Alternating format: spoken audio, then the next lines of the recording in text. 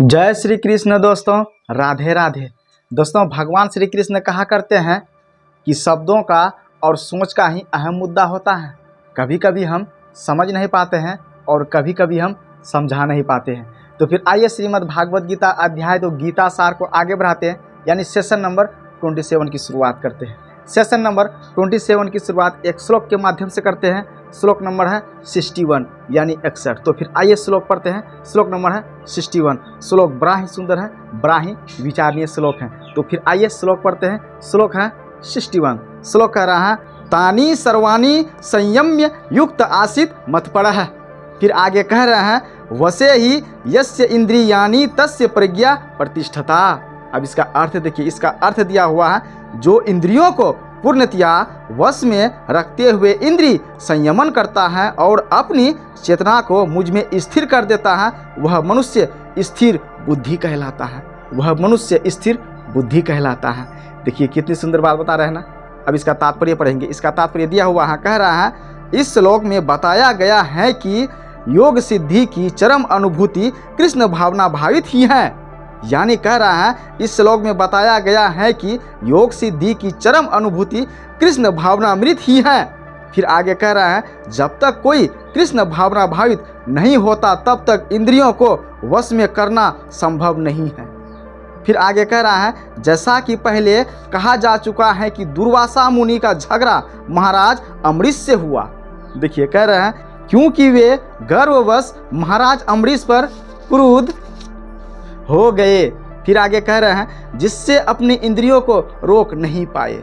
फिर कह रहे हैं, दूसरी ओर यद्यपि राजा मुनि के समान योगी न था, किंतु वह कृष्ण का भक्त था और उसने मुनि के सारे अन्याय सह लिए। फिर आगे कह रहे हैं, जिससे वह विजय हुआ।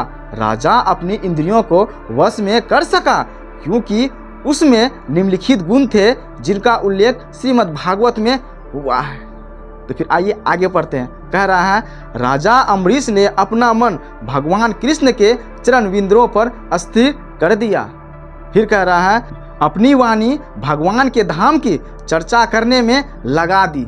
फिर कह रहे हैं, अपने कानों को भगवान की लीलाओं के सुनने में, अपने हाथों को भगवान का मंदिर साफ करने में, अपनी आँखों को भगवान का स्वरूप देखने में, अपने शरीर को भक्त के शरीर का स्पर्श करने में, अपनी नाक को भगवान के चरण बिंदुओं पर भेंट किए गए फूलों की गंध सूंघने में, अपनी जीभ को उन्हें अर्पित तुलसी दलों का आस्वाद करने में, अपने पाँवों को जहाँ जहाँ भगवान के मंदिर हैं उन स्थानों की यात्रा करने में।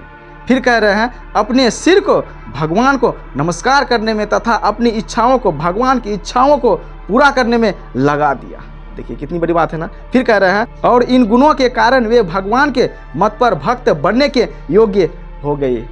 फिर इससे आगे कह रहा है कि इस प्रसंग में मत पर शब्द अत्यंत सार्थक हैं। फिर कह रहे हैं, कोई मत पर किस तरह हो सकता है, इसका वर्णन महाराज अम्बरीश के जीवन में बताया गया है।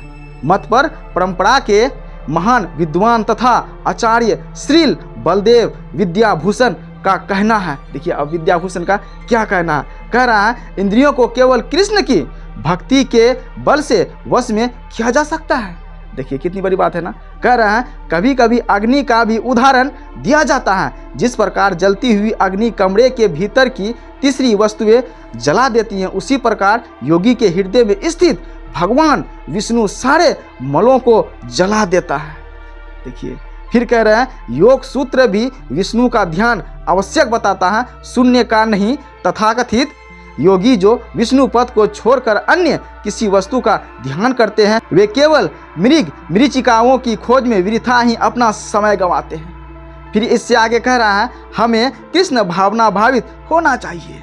देखिए भगवान के प्रति अनुरक्त होना चाहिए।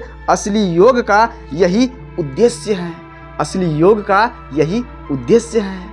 दोस्तों कितनी सुंदर सुंदर बात लिखी हुई है ना श्रीमद् भागवत गीता अध्याय 2 गीता सार यानी श्लोक नंबर 61 में। देखिए कितनी सुंदर बात लिखी हुई है। दोस्तों इससे आगे की कहानी अगले सेशन में। तब तक के लिए जय हिंद, वंदे मातरम।